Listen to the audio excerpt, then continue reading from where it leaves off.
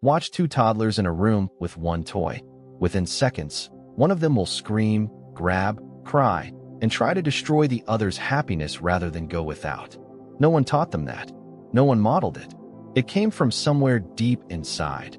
Something ancient, something pre-verbal, something that existed long before the word jealousy was invented. Jealousy is one of the ugliest emotions humans feel. It has destroyed marriages, ended friendships, started wars, and driven people to murder. We spend our lives trying to control it, suppress it, rationalize it away. But it won't go away, because it was never supposed to. Jealousy is a survival tool, and your ancient ancestors needed it to stay alive. Jealousy isn't unique to humans. Primatologist Franz de Waal at Emory University has spent decades documenting what he calls the sense of fairness in primates, and its dark twin, jealousy. In his famous capuchin monkey experiment, two monkeys performed the same task side by side. One received a grape, a prize treat. The other received a cucumber slice. The cucumber monkey, who had been perfectly happy with cucumbers moments earlier, saw the grape and went berserk. It threw the cucumber at the researcher. It rattled its cage. It refused to cooperate. The monkey wasn't hungry. It wasn't in pain. It was jealous. It couldn't tolerate someone else getting something better. De Waal found similar behaviors in chimpanzees, bonobos, and even dogs. When one dog received a treat for shaking hands and another dog received nothing for the same trick, the unrewarded dog stopped cooperating and turned away, a clear emotional response to perceived unfairness. If jealousy exists in dogs and monkeys, it almost certainly existed in our earliest human ancestors. The neural machinery for jealousy, the anterior cingulate cortex and the insular cortex, is ancient. It predates Homo sapiens. It predates Homo erectus. It may be as old as social living itself. So why would evolution build an emotion this destructive into every social animal's brain? Because jealousy isn't really about the grape. It's about survival. Evolutionary psychologist David Buss at the University of Texas has argued that jealousy evolved as a mate-guarding mechanism. In the Paleolithic, reproductive success was everything. Your genes survived only if your children survived, and your children survived only if you had a reliable partner helping raise them. For men, the existential threat was paternity uncertainty. Before DNA tests, a man could never be completely sure a child was his. If his partner mated with another man, he might spend years investing resources in someone else's genes, an evolutionary catastrophe. Male jealousy, Buss argues, evolved specifically to detect and prevent this threat. For women, the existential threat was resource diversion.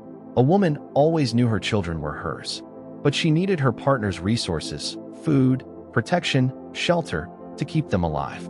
If her partner became emotionally attached to another woman, those resources might be redirected. Female jealousy evolved to detect and prevent emotional abandonment. This is why men and women experience jealousy differently, and why they have for millions of years. Cross-cultural studies by Buss across 37 societies found a consistent pattern. Men are more distressed by sexual infidelity, women by emotional infidelity. The pattern holds across cultures, religions, and time periods because it's not cultural, it's biological. But jealousy wasn't just about mates. Anthropologist Sarah Hrdy at UC Davis has shown that jealousy extended to all scarce resources in ancient human groups: food, social status, alliances, the attention of powerful individuals. In a group of 30 humans where survival depended on cooperation, being excluded from the inner circle wasn't just painful, it was dangerous. The jealousy you feel when a friend seems closer to someone else than to you is running on the same software that once detected threats to your survival position within the tribe. We can't dig up jealousy from the fossil record, but we can see its fingerprints everywhere. The earliest personal ornaments, shell beads, ochre body paint, feather decorations, date back at least 100,000 years. Archaeologist Marion Van Haren has shown that these ornaments served as status signals within groups. They communicated rank, skill, social position. And where there are status signals, there is status competition. And where there is status competition, there is jealousy. Consider what a shell bead necklace meant 80,000 years ago. Someone had to find the shells, pierce them, string them.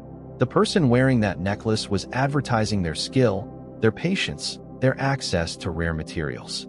And everyone else in the group was looking at that necklace and feeling something. Admiration, perhaps, but also the burn of comparison. Why does she have that and I don't? Why did he choose her and not me?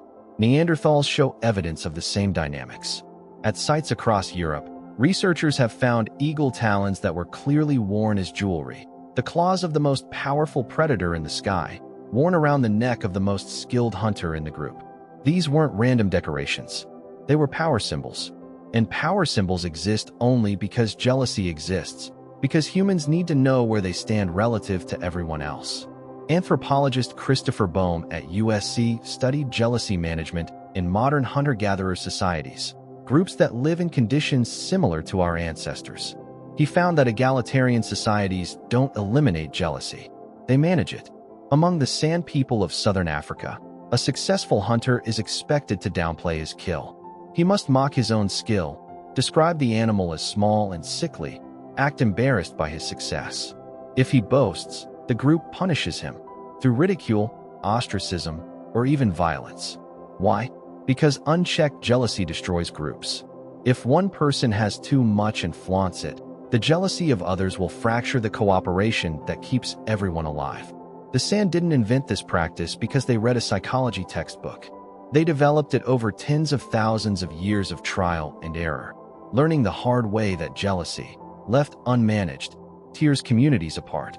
This is the paradox of jealousy. Individually, it motivates you to compete, to improve, to guard what you have. But collectively, it's poison. Every ancient human society had to solve this equation. How do you keep jealousy useful without letting it destroy the group? Did ancient humans experience jealousy?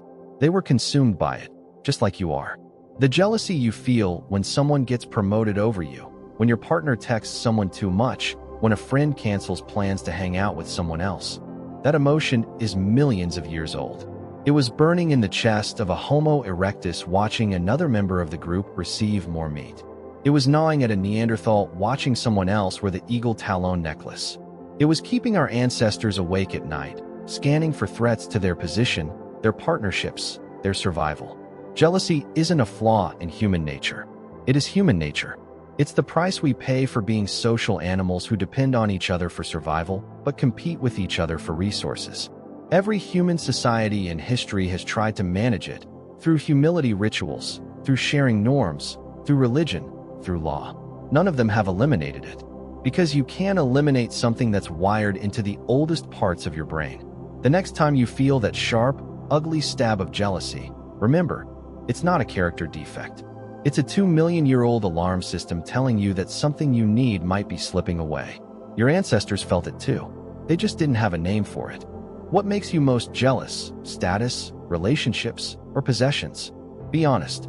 Tell me in the comments. And if you want to explore the next ancient emotion, check out our video on when ancient humans first felt guilt.